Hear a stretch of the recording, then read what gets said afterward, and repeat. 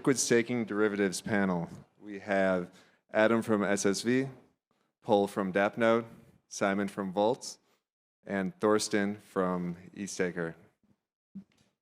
All right, so I just want to kind of kick off this panel. If each of you could introduce yourselves and what you do with ETH staking.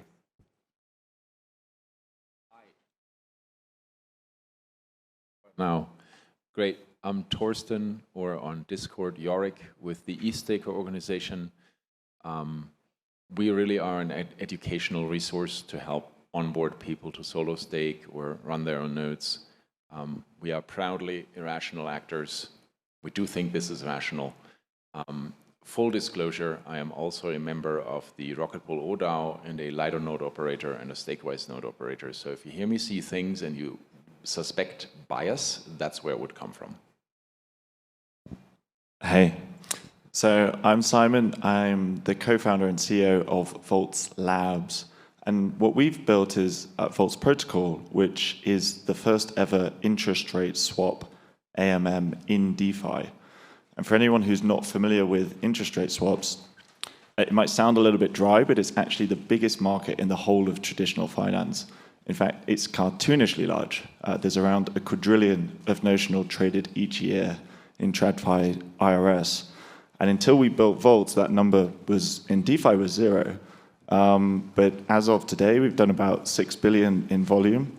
And we actually have the most open interest out of any derivative protocol in DeFi. Cool. So my name is Pol Lanski. I'm the CEO of Dappnode, and the mission at Dappnode is to make it extremely accessible for everybody to run a node or a validator without having any technical knowledge. And as we heard in the previous talk that I gave, we are also trying to make it economically accessible for people to run decentralized hardware and get paid for it in order to increase the resilience of the networks. And so it makes sense for people to decentralize actively.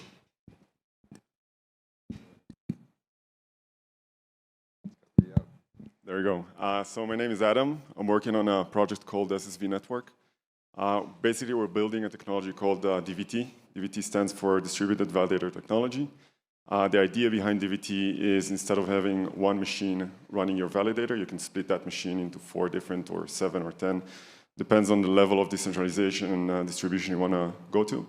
And it kind of correlates a lot with everything that has to do with liquid staking protocols and LSDs, and we'll get to that momentarily. So great to be here. Thanks for coming, guys.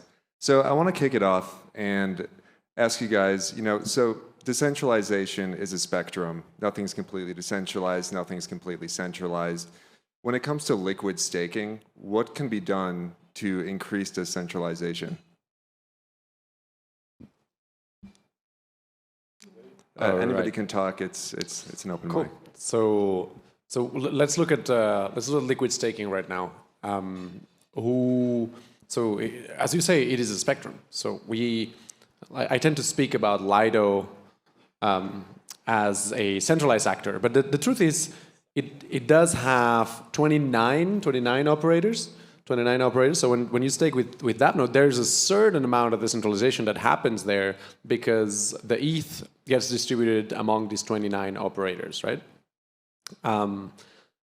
The other fact is that these 29 operators also run validators for other protocols. Maybe a Stakewise, maybe solo staking, maybe they will have their own private operation, maybe whatever it is. So it starts augmenting in complexity, right? But it is a spectrum. Now, the other question was, what can we do to decentralize or to move it in this spectrum towards a more decentralized part of the spectrum? And the idea here is to make it stupid simple for people to be able to participate as node operators. As we said before, the sort of golden standard of decentralization is a node, a validator, that is running in somebody's house, in somebody's living room. And the idea is to have a bunch of them in a lot of living rooms in different places in the world. So they're in different geographical locations. They depend on different internet fiber optic cables. They depend on different ISPs that might block or might have like different models. They depend on different political jurisdictions that might decide to ban proof of stake or Ethereum or blockchains. So the golden standard is to have a bunch of people running it in their own homes, because that's the way that you're really going to get this decentralization on people running it in different ISPs, different geographical locations, jurisdictions, etc., etc., etc. So going back to the main point, how do we make LSDs more decentralized? We enable solo stakers or node, like home stakers or people running nodes in their homes. We enable them to be node operators for LSD networks. And I know a lot of people here have ideas about this, so I'm not going to explain that part, but yeah. I think I may have things to say. So I'm thinking about someone like a Justin Sun who wants to ape into LSDs and then does, right? So he has choices. He can choose Coinbase, completely centralized. He actually chose Lido, semi-centralized, 29 operators, going to be more in April-ish, hopefully. Or he could choose a fully decentralized LSD with, say, 2,000 nodes. But he actually can't, because they don't have the capacity to take that on. They can't take his ETH, literally. So how do we get more decentralized? The really decentralized players need to do the extremely hard work of figuring out how do we scale this. And it's really, really hard, because for centralized players, you can just say, that guy's KYC'd, right? So I wear the EthStaker shirt, but as I say, I'm also a Lido node operator. So the other hat is I'm a founder. And there, I'm known. I'm KYC'd. If I screw up, people are coming after me. In a permissionless protocol, that's not possible. So I need a bond. So now what do I do? How do I scale this? How do I scale this up? There's lots of really bright ideas. People are working hard on this. You're going to see more in April and through 2023, and then into 2024. You're going to see more and more ideas on how to stay permissionless for node operators in LSDs and be able to scale this. I think for the decentralized permissionless LSDs, it's their game to lose at this point. They can win this, but they can also fumble it. All right, so maybe last point, I'm not sure, but the piece of technology that we are working on, DVT, kind of correlates to this specific problem. So the way we look at it, or the way staking solutions are operating today, is by running a single machine per validator. Essentially with SSV and the DVT primitive, what you can do is basically take a validator key, which is a core component in the issue of centralization in many of those protocols, and basically distribute that validator key between different non-correlated machines. So the end result of this kind of implementation could be, for example, RPL lowering their bond requirements. That's something that could definitely happen. Or a player like Lido, for example, opening their infrastructure to a lot of different permissionless players to come in and essentially make the protocol more safe, distributed, decentralized for the world to use. So that's our piece of, you could say, contribution to the network. And kind of like an easy ball there. I should also say I actually work with the SSV guys, so there's the other bias. How does your protocol reduce the slashing risk and thus the need for a huge bond? Right. So you're switching seats right now. So basically the basic idea behind DVT is, again, you take a very important component in staking, which is the validator key. That is the key that is in charge of signing proposals and attestations from your validator. Essentially, you will take that key and you split it into shard keys. And those shard keys will essentially be distributed between different non-correlated machines. So imagine something like Lido. Lido will aggregate batches of 32 ETH. That 32 ETH will essentially become a validator, which will be active on the Ethereum consensus chain and generate rewards on behalf of users. Basically, what will happen with something like DVT is that that same key will be distributed between different Lido operators. So crypto manufacturer, Stakewise was mentioned before, maybe others. The idea behind that is that instead of having one single point of failure, so one machine that might break down, there might be issues, downtime, missed attestations, and missed proposal. Essentially, now you have 3 different machines, or 4, 7, 10, how many ever you want, that are operating in cohesion in order to attest and propose on the beacon chain. None of these machines is owning, operating, or managing the secret key, the validator key. They only have shard keys that are operating in the protocol.